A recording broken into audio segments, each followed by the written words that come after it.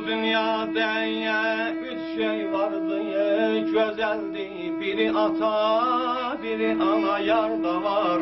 Sana. Bacının kudreti satar gözüne. Ay aman ey,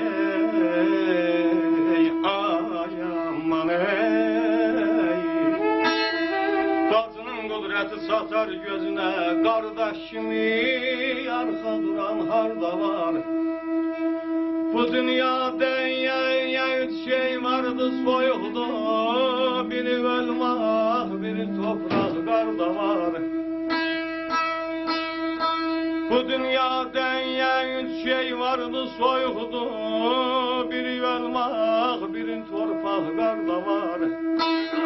Kainatı yaradandan geyrisin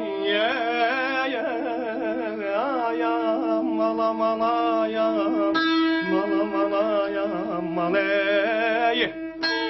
Kainatı yaradandan geyrisin, bu işe derde derman harda var. Ay belə bu dünyada üç şey vardı yadlanan. Bir səxavət, bir şücaət var da var. Bu dünyada üç şey vardı yadlanan. Bir səxavət, bir şücaət var da var yar. Sağ ol Ayvad ya. Var verip canım feda eyləyən.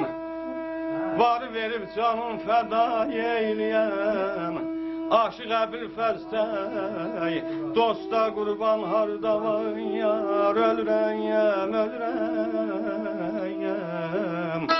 Aman aman aman ayda demeyin Allah.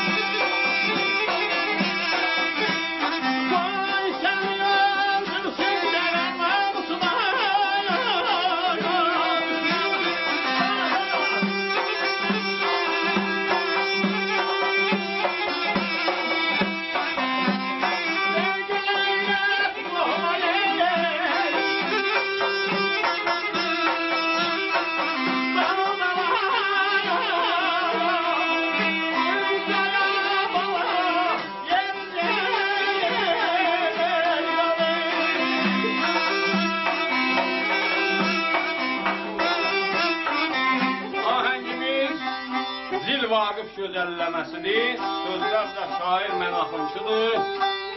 Ağay Mirsəttarın və ağay Ayət Məlikinin özünün